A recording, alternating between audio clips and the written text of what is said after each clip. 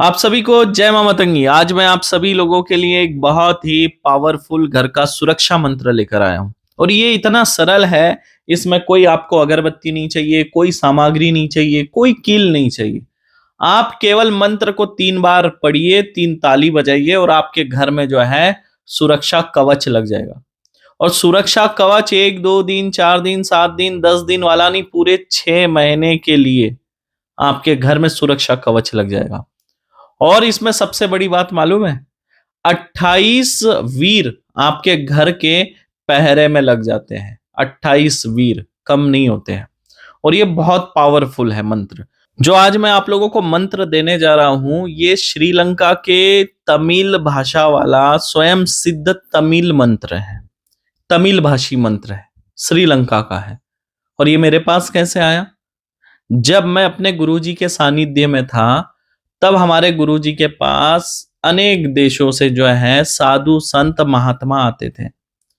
और वो भी साधु संत महात्मा कुछ ऐसे नहीं जो खुद एक बहुत बड़े साधक होते थे, और कुछ तो वायु गमन करके, वायु गमन के माध्यम से हमारे गुरुजी से मिलने आते थे। वायु गमन मतलब एक जगह से दूसरे जगह तुरंत क्षण भर में जो है वो साधक पहुंच जाते थे, जिसे वायु गमन कहते हैं। तो उसी दौरान की एक बात मैं आपको बता रहा हूं कि हमारे गुरुजी से मिलने जो है हमारे एक संत आते हैं, और वो वायु गमन करके आए हुए थे, तमिलियन थे, लेकिन उन्हें हिंदी आती थी। और उनके साथ मुझे जो है 3 दिन का सानिध्य मिला, क्योंकि मैं गुरुजी की सेवा में रहता था। गुरुजी के साथ हर वक्त जो है छाया की तरह में रहता था। गुरुजी को कब पानी चाहिए, कब चाय चाहिए, वो मुझे पता होता था। गुरुजी की केवल नजर मेरे तरफ अगर घूम गई तो मुझे पता चल जाता था कि अब गुरुजी को क्या चाहिए।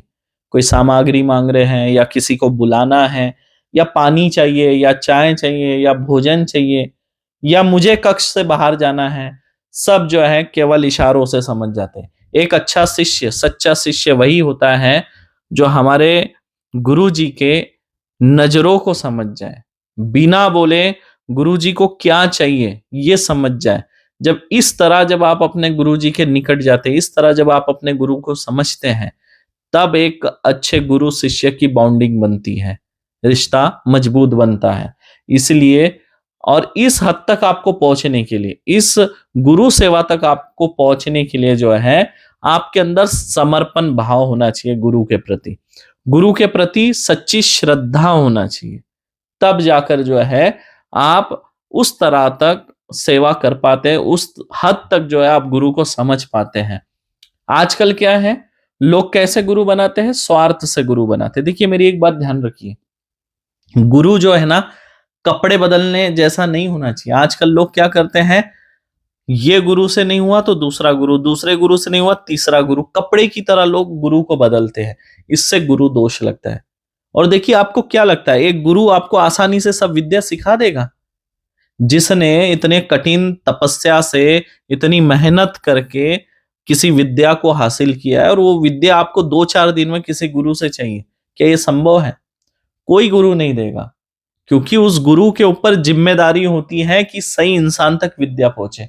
और आप लोग तो इतने स्वार्थी होते हैं कि 2 4 दिन किसी गुरु के पीछे घूम लिए तो आप ये सोचते हैं कि वो गुरु अपनी पूरी जो है गोठड़ी खोल दे और आपको पूरी विद्या दे दे। ऐसा नहीं होता है। किसी भी गुरु से अगर विद्या आपको प्राप्त करना है ना, तो वो समर्पण भाव और सेवा करके ही प्राप्त की जाती है। और जो गुरु दे दे वही कृपा समझनी चाहिए। कभी भी अपने गुरु से बलपूर्वक विद्या नहीं मांगनी चाहिए। आप किसी विद्या के लिए बोल सकते हैं, लेकिन बार बार किसी विद्या के लिए अपने गुरु को फोर्स नहीं करना चाहिए।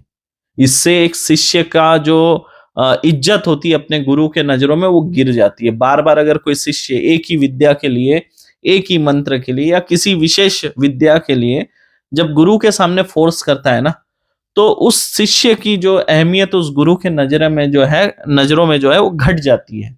इसलिए कभी भी ध्यान रखें, गुरु से जो प्राप्त हो, गुरु आशीर्वाद से जो मिले, वही फलित होता है।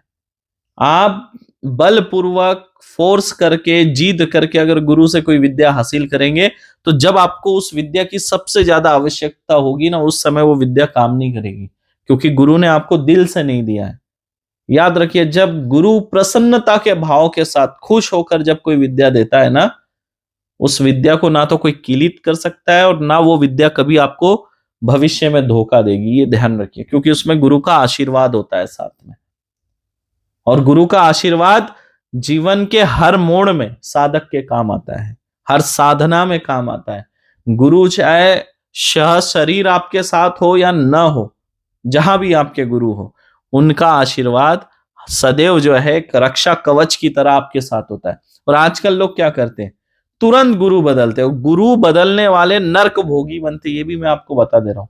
जो फटाफट फटाफट गुरु बदलते ना, इन लोगों को बहुत बड़ा दोष लगता है। ये आज पता नहीं है इन लोगों को, जब इनकी मृत्यु होगी और मृत्यु होने के बाद जब इनका चित्रगुप्त महाराज किताब खोलेंगे, तब इनको पता चलेगा, अरे मैंने जाने अनजाने में स्वार्थ पूर्वक कितने दोष कर लिए, कितने दोष अपने माथे पर लगा लिया।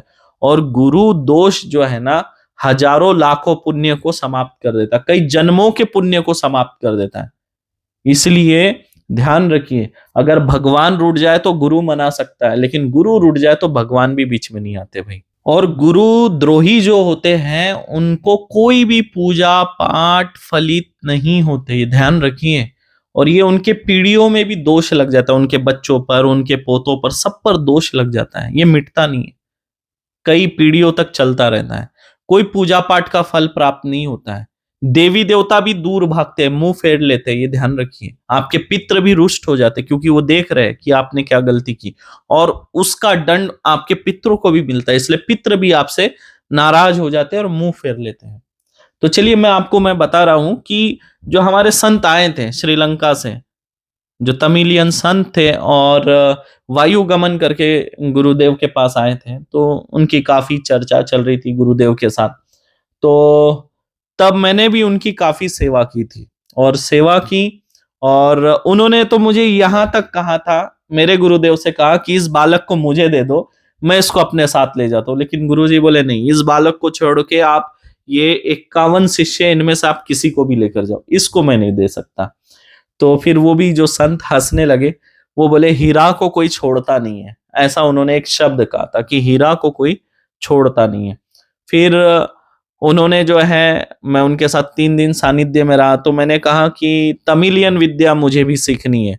और मैंने तमिलियन विद्या सीखने के लिए अपने गुरुदेव से आज्ञा ली कि गुरुजी मुझे तमिलियन विद्या सीखना है, अगर आपकी आज्ञा हो, अनुमति हो, तो मैं इनसे विद्या सीखूं। तो गुरुजी बोले कोई दिक्कत नहीं बेटा, सीख ले।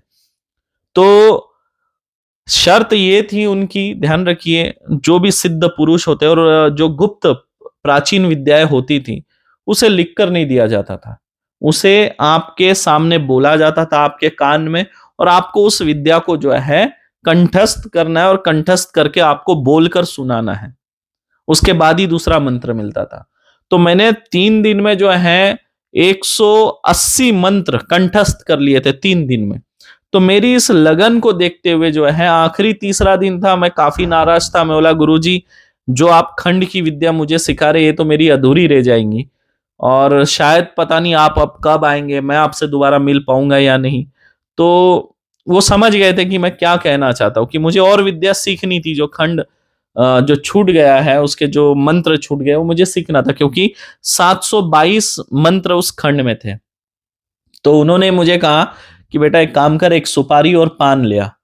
तो सुपारी और पान में ला कर दिया उनके, उन्होंने बैग से, झोले से कत्था निकाला, जो पान में लगाते ना, वो कत्था चूना लगाया, और कुछ तो भी एक ऐसा फल था, जो सूखा हुआ फल था, उसको हाथ से उन्होंने ऐसे मसला, पाउडर उसका डाला, और उन्होंने अपने माथे से लगाकर कुछ एक मंत्र पढ़ा, और मुझे बोले ये पान खा ले।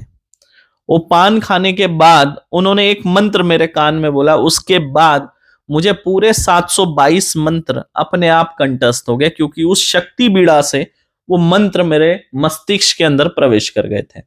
तो इस तरह से सच्ची भक्ति के साथ आगे बढ़ना चाहिए। अगर आप दूसरा गुरु बना रहे हैं, तो अपने गुरु से आज्ञा लेना चाहिए कि गुरु जी, मैं इनसे विद्या सीखना चाहता हूं, क्या करूं। अगर गुरु आज्ञा है, गुरु आज्ञा से आप आगे बढ़ते हैं, तो कोई दोष नहीं है। लेकिन एक गुरु का त्याग करके आप सीधे दूसरे गुरु के पास जाते हैं तो उसकी भी विद्या आपको फलीभूत नहीं होती है।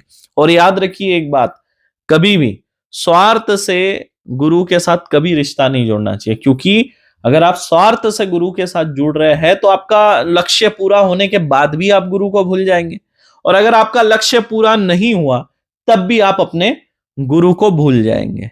तो इसलिए ध्यान रखिए, गुरु सेवा, गुरु भक्ति ही जो है आपकी बहुत बड़ी धन दौलत है। ध्यान रखिएगा मेरी बात, गुरु भक्ति और गुरु सेवा, याद रखिएगा मेरी बात। गुरु भक्ति और गुरु सेवा से बड़े संकट टल जाते हैं, बड़े से बड़े तूफानों को आप पार कर जाते हैं, बड़े से बड़ी सिद्धि हासिल होती है। लेकिन कब?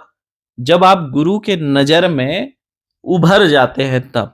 अक्सर कुछ लोग ऐसा होता है ना कि किसी गुरु को बनाते हैं और तुरंत बहुत कुछ पाने के चाहत में गुरु को लालच देते हैं। किस तरह का लालच?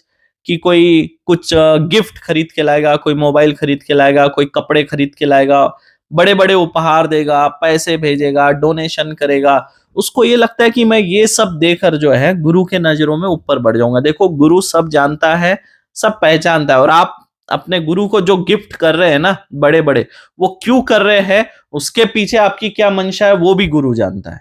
तो इसलिए याद रखिए, आपके उपहारों से गुरु प्रसन्न होगा ऐसा नहीं। गुरु को प्रसन्न करना है ना तो अपनी सच्ची श्रद्धा रखिए, सच्चा समर्पण भाव रखिए, सच्ची भक्ति से भक्ति करिए गुरु की। गुरु का आशीर्वाद जरूर आपको फलित होगा। ध्यान रखिए, उपहारों से गुरु प्रसन्न नहीं होता। गुरु तो समझ जाता है, अच्छा ये इतने गिफ्ट दे रहा है, मतलब इसकी कोई लालसा है। और सरल सी बात है, आपकी लालसा पूरी नहीं होगी तो आप गुरु को छोड़ देंगे, गुरु की भक्ति कम हो जाएगी आपके अंदर, और आप जो है नास्तिक बन के किसी और गुरु को पकड़ लेते हैं। तो याद रखिए, गुरु बदलने से बहुत बड़ा दोष लगता है। और दूसरी बात, गुरु आज्ञा का कभी अवहेलना नहीं होनी चाहिए। गुरु आज्ञा की अवहेलना मतलब आपको एक और गुरु दोष लगे जैसा होता है। ध्यान रखिए, फिर आपके मंत्र वगैरह जो है, गुरु से प्राप्त की गई दीक्षा है, शक्ति है, वो सब निष्फल हो जाती है, फिर वो काम नहीं करती है आपकी। ध्यान रखिए, अगर गुरु आज्ञा का अवहेलना करते हो तो। बाकी इस मंत्र को देखिए कैसे कंठस्थ करना है। आपको पूर्व दिशा की ओर मुख करके काले आसन पर बैठकर इसको एक बार आप कंठस्थ कर लो, और फिर जब भी आपको इसकी आवश्यकता हो तो मंत्र को केवल 3 बार पढ़ो। 3 बार जो है आकाश की तरफ फूंक मारो, आकाश की तरफ फूंक मारना है, ऊपर फूंकना है, और उसके बाद 3 ताली बजा देंगे। जो घर का आप बंधन लगाना चाहते हैं, इतने जोर से ताली बजाओ कि घर के बाहर तक आवाज जाए, ठीक है? फिर वो बंधन लग जाएगा। 6 महीने तक आपके घर की सुरक्षा करेगा। बड़े से बड़े तंत्रवार भी आपका कुछ नहीं कर पाएंगे, बहुत पावरफुल है। अगर आप इस तरह की प्राचीन और गुप्त विद्या सीखने में रुचि रखते हैं तो आप लोग हमारे पेड ग्रुप में जुड़ सकते हैं। एक पेड ग्रुप की दान राशि 7,500 रुपए है, और एक पेड ग्रुप में जो है 15 स्वयं सिद्ध मंत्र दिए जाते हैं। और जो लोग जुड़ना चाहते हैं, स्क्रीन पे दिख रहे हैं व्हाट्सएप नंबर पर मैसेज करेंगे और लिखेंगे, गुरुजी हम पेड ग्रुप में जुड़ना चाहते हैं, हम नए हैं, पहली बार जुड़ रहे हैं, कृपया अकाउंट डिटेल दीजिए। तो आपको अकाउंट डिटेल मिलेगा, उस पर आप 7,500 रुपए दान राशि जमा करके उसका स्क्रीनशॉट भेजेंगे, तो उसके बाद जो है आपको पेड ग्रुप में जोड़ दिया जाएगा। बाकी जो दर्शक देख रहे हैं वीडियो, अगर आप लोगों को तमिलियन मंत्र और भी चाहिए तो आप लोग कमेंट करें कि गुरुजी और भी तमिलियन खंड के मंत्र डालिए, तो मैं आप लोगों के लिए जरूर और वीडियो बनाऊंगा। बाकी आप लोग कमेंट करें, अपनी राय हमें जरूर दें, और आपको कौन से मंत्र चाहिए उस बारे में कमेंट करें। आपने हमारे कौन कौन से मंत्रों का प्रयोग किया, क्या लाभ मिला, उस बारे में भी लिखिए। आपके कमेंट से हमारा उत्साह बढ़ता है और भी नए नए वीडियो बनाने के लिए हमें प्रेरणा मिलती है।